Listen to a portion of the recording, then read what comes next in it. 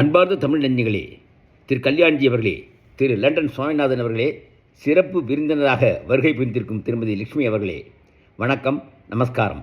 அற்புதமான எல்லாம் வல்ல பராசக்தியின் மகிமையை தன் வாழ்நாளிலே உணர்ந்ததோடு அதை உலகிற்கும் பாக்கள் வாயிலாக தந்த அபிராமி பட்டரை பற்றி இன்று சற்று சிந்திப்போம். 18ஆம் நூற்றாண்டின் பிற்பகுதியிலும் 19ஆம் நூற்றாண்டின் முற்பகுதியிலும் வாழ்ந்தவர் அபிராமி பட்டர். இவரது இயற்பெயர் சுப்பிரமணிய ஐயர். சோழ நாட்டிலே உள்ள திருக்கடையூரில் அந்தனர் குலத்திலே பிறந்தவர் இவர்.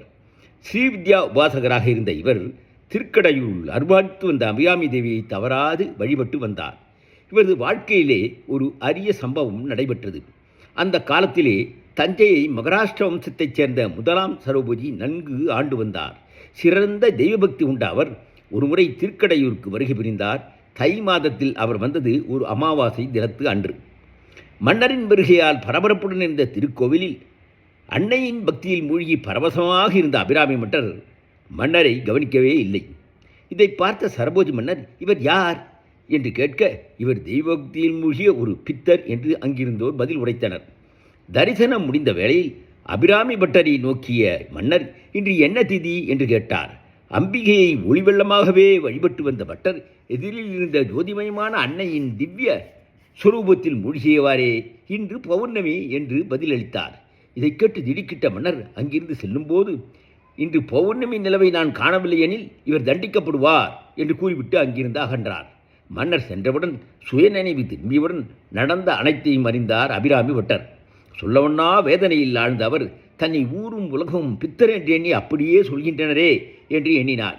இப்படி தவறாக கருதப்படும் தன்னை அம்பிகையே காத்தருள வேண்டும் என்ற முடிவுக்கு வந்த அவர் அம்பிகைக்கு முன்னால் ஒரு பெரிய குழியை வெட்டச் சொன்னார்.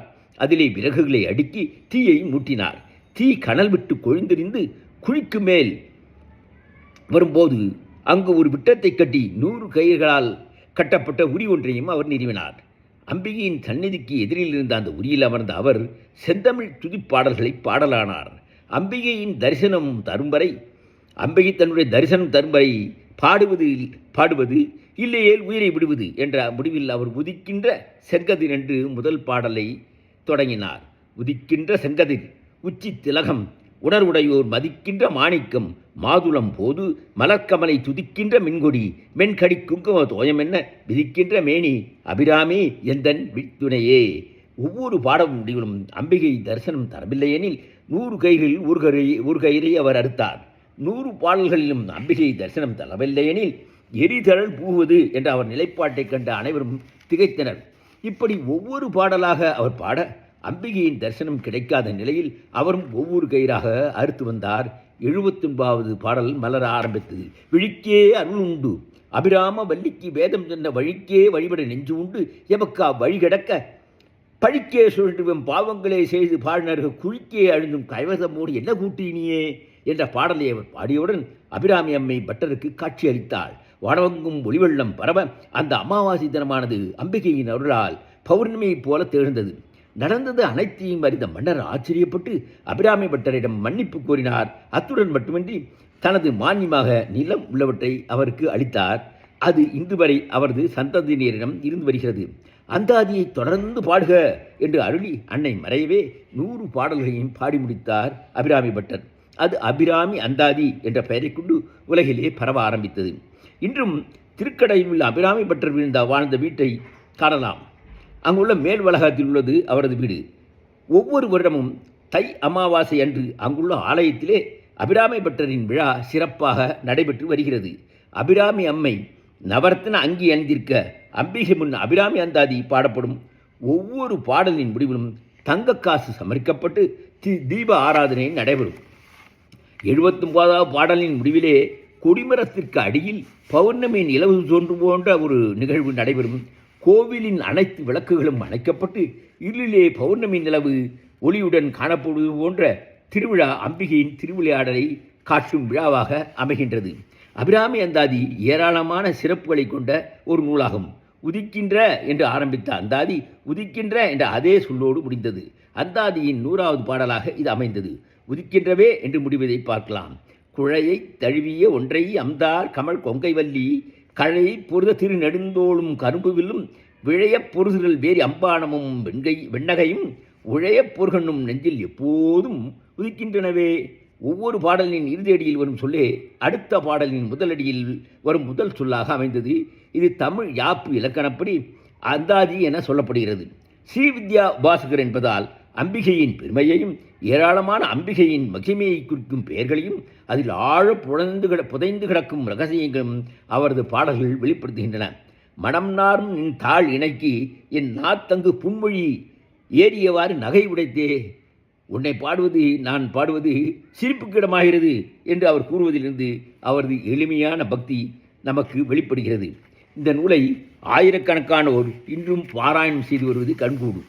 அபிராமி அன்னையை தொழுது துதிப்பதால் என்னென்ன பலன்கள் கிடைக்கும் என்பதை அவரே ஒரு பாடலில் கூறுகிறார். தனம் தரும், கல்வி தரும், ஒரு நாளும் தளர்வையா மனம் தரும், தெய்வ வடிவம் தரும், நெஞ்சில் வஞ்சமில்லா இனம் தரும், நல்லன எல்லாம் தரும் அன்பர் என்பவர்க்கே கடன் தரும் பூங்குழால் அபிராமி கடைக்கண்களே. பாடலின் 69 இது. இது மட்டுமின்றி நூலின் பயனாக இதை ஓதுபவருக்கு ஒரு தீங்கும் வராது என்று அவர் உறுதிபட கூறுகிறார். ஆத்தாளை எங்கள் அபிராம வல்லியை அண்டமெல்லாம் பூத்தாளை மாதளம்பூ நிறத்தாளை புவியடங்க காத்தாளை ஐங்கனை பாசாங்குசமும் கரும்பும் அங்கை சேர்த்தாளை முக்கண்ணியை தொழுவார்க்கு ஒரு தீங்கு இல்லையே. இது அவரது பாடல். அபிராமி அந்தாதியுடன் அபிராமி பட்டர் அபிராமி பதிகம், கள்ள விநாயக பதிகம், அமுதகடேசர் பதிகம், கால சங்காரமூர்த்தி பதிகம் உள்ளிட்ட நூல்களையும் இயற்றியுள்ளார். இவர் பாடிய பாடல்கள் ஒவ்வொன்றும் சொற்சுவையுடனும் பொருள் சுவையுடனும் அமைந்திருக்கும். அபிராமி அம்மை பதிகத்தில் உள்ள ஒரு பாடல் அபிராமி அம்மையை தொழுவார்க்கு கிடைக்கும் நலன்களை பட்டியலிடுகிறது. கலையாத கல்வியும் குறையாத வயதும் ஓர் கபடுவாராத நட்பும் கன்றாத வளமையும் குன்றாத இளமையும் கழுபினி இல்லாத உடலும் சலியாத மனமும் அன்பு அகலாத மனைவியும் தவறாத சந்தானமும் தாழாத கீர்த்தியும் மாறாத வார்த்தையும் தடைகள் வாராத கொடையும் தொலையாத நிதியமும் கோணாத கோலும் ஒரு துன்பமில்லாத வாழ்வும் துயனின் பாதத்தில் அன்பும் உதவி பெரிய தொண்டரோடு கூட்டுகண்டாய் அலையாழி அரிதிலும் மாயனது தங்கையே ஆதிகடவூரின் வாழ்வே அமுதீதொரு ஆக மகளாத சுகபாணி அருளாமி அபிராமியே என்பது அவரது பாடல். அபிராமி அந்தாதில் லலிதா சகஸ்ரநாமத்தில் வரும் நாமங்கள் பலவற்றை காணலாம். அகிமாலினி, அம்பிகை, சாம்பவி, ஷாமளை, பராசக்தி, மாதங்கி, வாராகி உள்ளிட்ட பல நாமங்களை இந்த அந்தாதியிலே காண முடிகிறது. அபிராம அந்தாதிக்கு நல்ல உரை தந்து உதவிய திரு கி.வா. ஜெகநாதன் அவர்கள். இதற்கு எளிய தமிழில் கவிஞர் கண்ணதாசன் ஒரு விளக்க உரையை அளித்துள்ளார். இவற்றை படிப்பது அபிராமி அன்னையின் மகிமையை சுலபமாக அறிந்து கொள்ள பெரிதும் உதவும். காலம் காலமாக தன்னை தொழுகின்ற அனைவருக்கும் அனைத்து நலன்களையும் தரும் அபிராமி அன்னை ஞானமயம் நேயர்கள் அனைவருக்கும் சர்வ மங்களத்தை தர வேண்டிக் கொண்டு என் உரையை முடிக்கின்றேன். நன்றி, வணக்கம்.